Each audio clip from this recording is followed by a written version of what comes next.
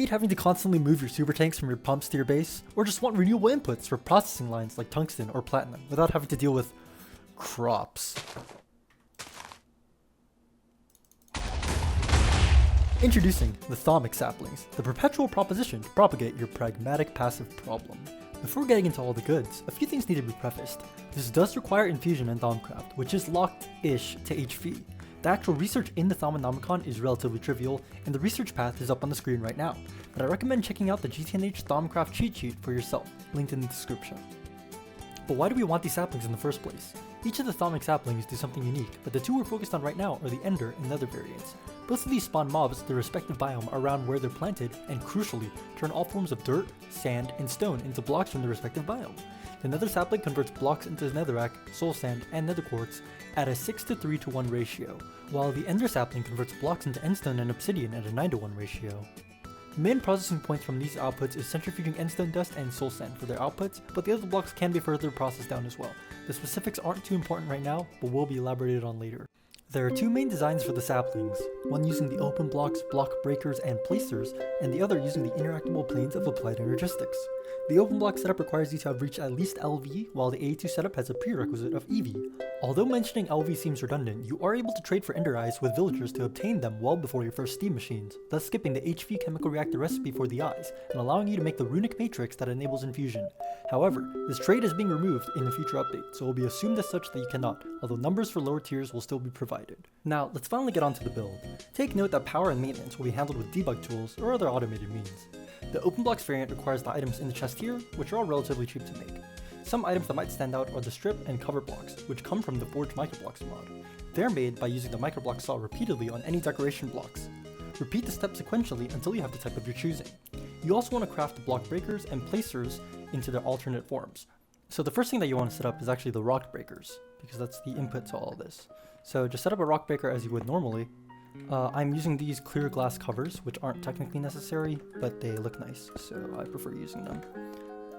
And then put the lava and water on adjacent sides, and obviously for you will not be using a debug power generator, at least hopefully, but I will be.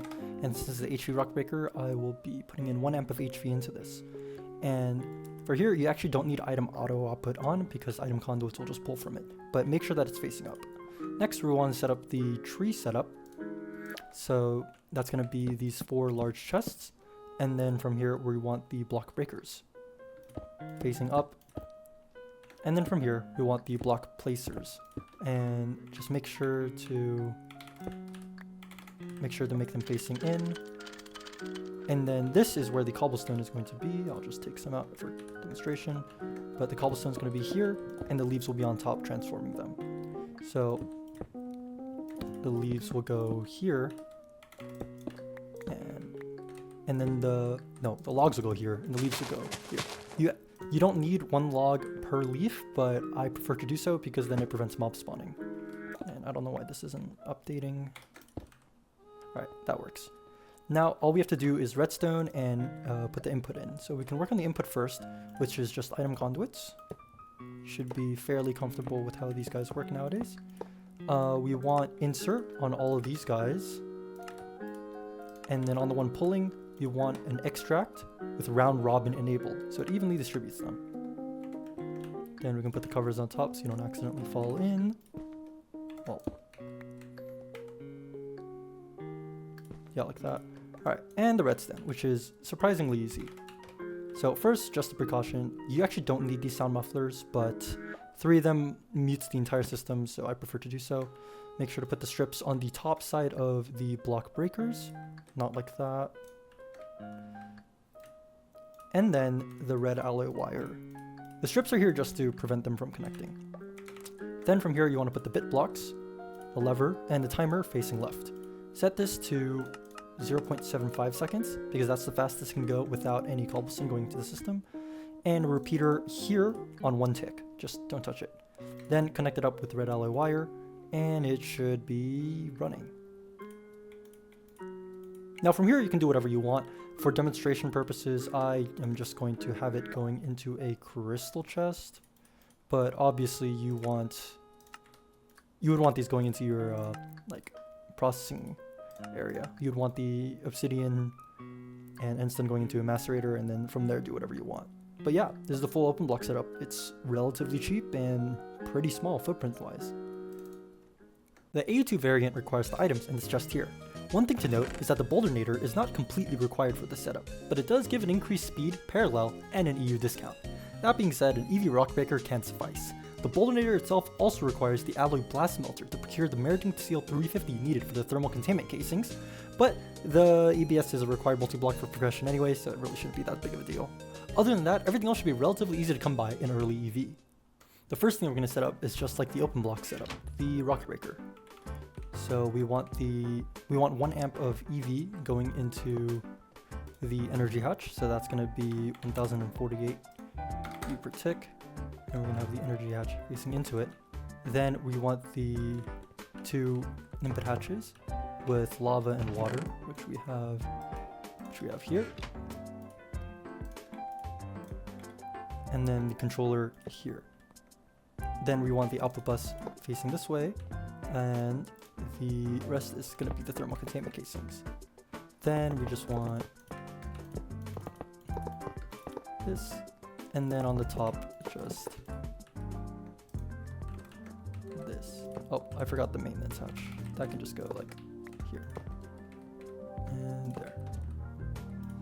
This should form, and we want circuit 2 for pure stone.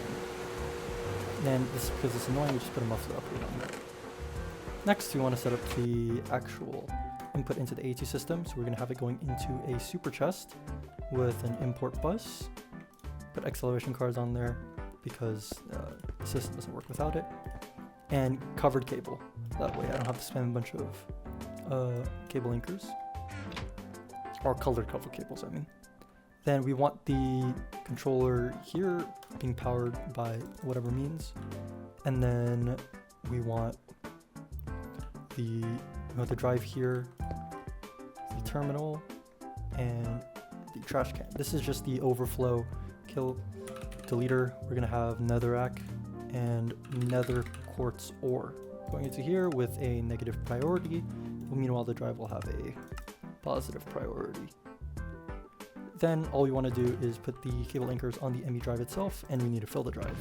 So we're going to be using these block container ME storage cells. These are actually relatively cheap for how much they store, so I would highly recommend these. We just want to partition these. Since I'm going to be doing nether leaves for this demonstration, I'm going to be partitioning them for netherrack, nether quartz ore, and soul sand. But of course, if you were using end leaves, you would partition them for obsidian and endstone. So anyways, yeah, put these in here, and then now the system can see, well, if these ever filled up. Then you just want to extend these, this cable out of both ends, and then set up the trees, which are surprisingly easy to set up.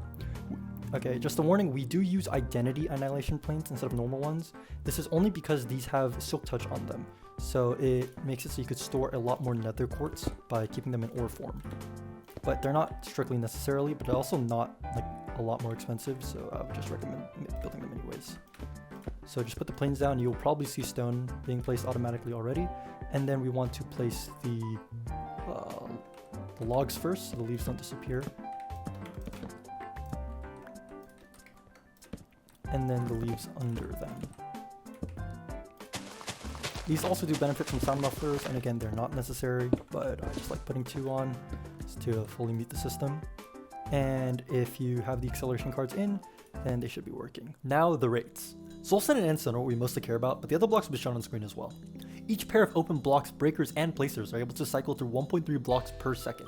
The amount of pairs you should have scales quadratically with the tier of your rock breaker, so LV with 1 module, MV with 2, HV with 4, and etc. Each pair generates 1.2 endstone per second, and assuming an HV setup, you'll be generating 4.8 endstone per second. Admittedly, pre-EV, the endstone isn't actually too useful, as most of the byproducts are used in later tiers, but the helium is a welcome EBF gas. With nether leaves on the other hand, it is a lot more useful, as you'll be generating 0.4 soul sand per second per pair, which means that with an HV setup you'll be generating 1.6 soul sand per second.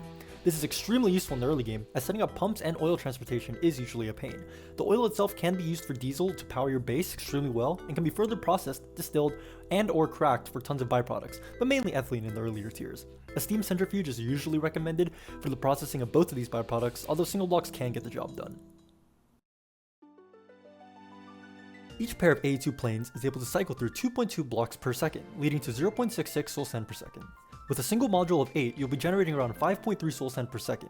An industrial centrifuge at EV will never be bottlenecked by this soul sand production, leading to a consistent 1067 liters of oil per second. With some basic algebra, we can conclude a pair of planes generates 2 endstone per second, or 16 endstone per second with one module. Assuming no bottlenecks with endstone is a bit more unrealistic, as even at EV, it'll still take over a minute to process the endstone dust recipe. But with some arithmetic, assuming all machines are running at EV, you can expect these numbers.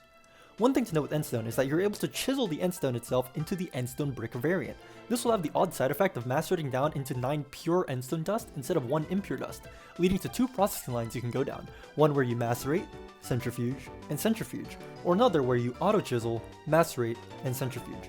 You forego the helium-3 with the former route in exchange for a massive boost to pure endstone dust production. Despite this though, both processing lines end up with the same total output, as the main bottleneck is in the centrifuging of the dusts, not the acquisition of them. Because of this, it's generally better not to use the chiseling route, as you lose out on not only the helium-3, but the tiny piles of tungstate as well, which do add up to over 100 extra dusts per hour if packaged. In addition, this chiseling has been stated to being removed in future updates of GTNH, so use at your own discretion. The main bottleneck in this system is the endstone centrifuging, and should be the main priority when upgrading this processing line. The centrifuge goes from EV to IV will dramatically increase your rates, as it over doubles the tungstate and PMP produced. Of course, both of these are just my personal designs, and the foundational idea of breaking transform blocks is extremely flexible. I've personally tried out a TNT duping setup instead of using OpenBlocks to great success, and I'm sure there are numerous more solutions. If you have any questions, feel free to comment them, and if there's anything specific or pressing, I urge you to ask in the official GTNH Discord, or message me personally on Discord. Thank you very much for watching, and fuck IC2 crops.